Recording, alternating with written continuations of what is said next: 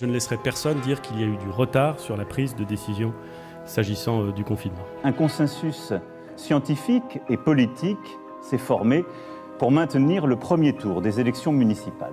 Nous n'avons pas été consultés sur le maintien de ce scrutin. Nous atteindrons les 50 000 tests par jour par PCR d'ici la fin du mois d'avril. Attendez-vous d'avoir le nombre de tests de dépistage nécessaires pour entamer la stratégie, la sortie du confinement? Nous ne nous acheminons pas vers un déconfinement qui serait général et absolu. Toutes celles et ceux qui cherchent déjà à faire des procès, alors que nous n'avons pas gagné la guerre, sont irresponsables. Faute de masques et de tests en quantité suffisante, le gouvernement ne sait pas comment organiser la sortie du confinement.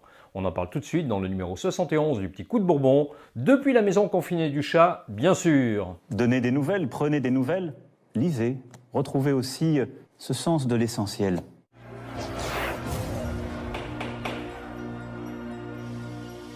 Jusqu'à quand allons-nous rester confinés? Le gouvernement a prolongé la réclusion du pays jusqu'au 15 avril, mais il y a fort à parier que celle-ci aille bien au-delà de cette date. La stratégie du gouvernement est illisible. Les derniers sondages le confirment, que ce soit l'IFOP ou ELAB, la confiance envers Édouard Philippe et Emmanuel Macron pour affronter la pandémie dégringole.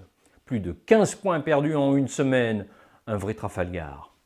À vrai dire, l'exécutif navigue à vue. Écoutez Édouard Philippe mardi à l'Assemblée. Les conditions dans lesquelles nous allons pouvoir déconfiner sont encore à l'étude et dépendent très largement de l'efficacité du confinement, de la capacité d'accueil dans les services de réanimation, puisque je renvoie à la stratégie globale qui est la nôtre. Nous voulons veiller à ce que le virus ne circule pas à un rythme tel qu'il déborderait les capacités nationales d'accueil dans les services de réanimation. Personne n'accepterait non plus que le déconfinement se traduise immédiatement parce qu'il n'aurait pas été accompagné d'une bonne politique de test, parce qu'il n'aurait pas été accompagné d'une bonne politique de préparation, par une augmentation immédiate, renouvelée, du nombre de cas sévères qui devraient être accueillis dans les hôpitaux. Entendu hier soir par la mission d'information que l'Assemblée a mis sur pied, le Premier ministre a évoqué une sortie progressive. Nous ne nous acheminons pas vers un déconfinement qui serait général et absolu en une fois, partout et pour tout le monde.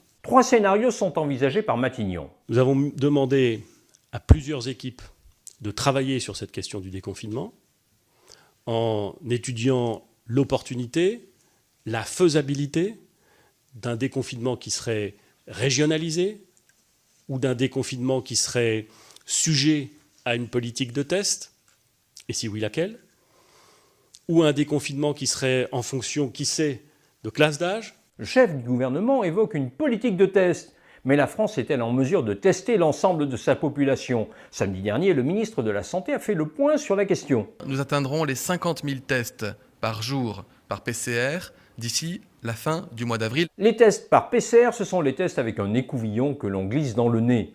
Des tests plus rapides et plus simples devraient venir s'ajouter à cette panoplie. Je vous annonce que la France a déjà passé une commande pour 5 millions de ces tests rapides qui arriveront prochainement sur le territoire national et nous permettront d'augmenter nos capacités de dépistage de l'ordre de plus de 100 000 tests par jour au mois de juin. La France compte 67 millions d'habitants. Au mieux, les autorités sanitaires pourront tester 150 000 personnes par jour. À ce rythme, il faudrait plus d'1 an pour tester tout le monde. C'est irréaliste. Dès lors, à quoi vont vraiment servir ces tests ? C'est la question que la députée communiste Elsa Fossillon a posée au ministre de la Santé. Attendez-vous d'avoir le nombre de tests de dépistage nécessaires pour entamer la stratégie, la sortie du confinement?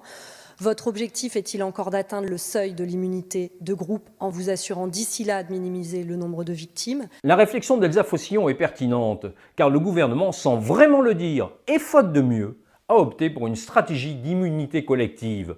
Olivier Véran le reconnaît au détour de sa réponse. À partir de quelle proportion de Français immunisés contre le virus, c'est-à-dire ou vaccinés quand le vaccin existe, ou déjà confrontés au virus de façon symptomatique ou non, à partir de quelle proportion de la population on peut considérer que le virus aura terminé de circuler? Cette proportion est connue. En gros, l'épidémie s'éteint lorsque 60% d'une population donnée, en contact avec le virus, a développé une résistance à celui-ci.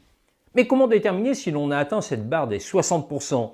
Les tests actuels ne sont d'aucun secours. Ils nous renseignent sur l'état du patient à l'instant T. Négatif aujourd'hui, ce dernier sera peut-être positif dans une semaine, après avoir croisé un porteur de virus. Bref, ces tests ne disent pas si l'individu considéré a développé une réponse immunitaire contre la maladie. Il n'y a qu'une sérologie, c'est-à-dire un examen sanguin qui puisse l'établir. C'est tout l'enjeu de la sérologie. La sérologie qui est capable de déterminer si on a développé des anticorps, des immunoglobulines, en réaction à l'exposition au virus. Et j'ai très bon espoir que dans quelques jours, peut-être dans quelques semaines ou plus tard, nous puissions réaliser des sérologies en population. Et justement, de ce côté-là, il y a une bonne nouvelle. La société bretonne NG Biotech propose depuis mardi un test sanguin rapide permettant de détecter la présence d'anticorps capables de neutraliser le coronavirus. Ce test a été validé dans plusieurs hôpitaux de la région parisienne. NG Biotech annonce la fabrication de 120 000 tests pour le mois d'avril. La société serait en mesure de livrer 6 millions d'unités en 6 mois. Les professionnels de santé seront les premiers servis. Une première commande publique d'un montant de 500 000 € a été passée. Elle doit permettre de qualifier définitivement le test. Pour la suite, le ministre de la Santé se dit preneur de toute la production de NG Biotech. Mais pour être efficace, le dépistage doit être pratiqué sur les 2/3 de la population au moins. Il faudra par conséquent trouver des tests équivalents ailleurs. Sur un marché où la demande est extrêmement forte, ce n'est pas gagné. Voilà pourquoi l'option d'une sortie graduelle du confinement est retenue.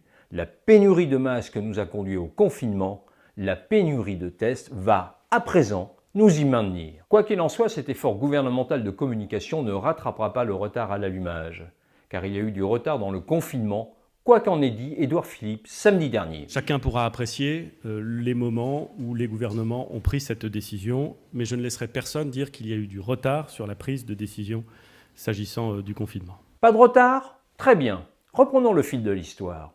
Le jeudi 12 mars, l'Organisation mondiale de la santé annonce que le Covid-19 a atteint le stade de la pandémie, c'est-à-dire une épidémie mondiale. Dans ce communiqué, l'OMS recommande aux pays européens de prendre, en temps opportun, des mesures de réduction des rapports sociaux et de quarantaine. Le principe de précaution aurait voulu que la France reporte les élections municipales. Mais non, on votera le 15 mars, offrant ainsi au virus une dernière opportunité de se répliquer en masse. Pourtant, le 16 mars, lorsqu'il s'adresse aux Français pour leur annoncer le confinement, Emmanuel Macron raconte une toute autre histoire. Dans la journée de jeudi, un consensus scientifique et politique s'est formé pour maintenir le premier tour des élections municipales. Alors, de deux choses l'une. Soit le conseil scientifique est peuplé d'irresponsables qui ont délibérément ignoré l'alerte de l'OMS, soit Emmanuel Macron nous raconte des carabistouilles. Quelque chose me dit que la deuxième hypothèse est la plus vraisemblable. Quant au consensus politique, c'est une affabulation. Écoutez le témoignage de Mathilde Panot le 19 mars à l'Assemblée, alors qu'elle interpelle le Premier ministre. Vous avez affirmé lors du journal télévisé de France 2 que vous aviez consulté les formations politiques quant au maintien du premier tour des élections municipales. Vous le savez comme moi, nous n'avons pas été consultés sur le maintien de ce scrutin. Mais le président n'aime pas qu'on le chatouille sur ce terrain-là.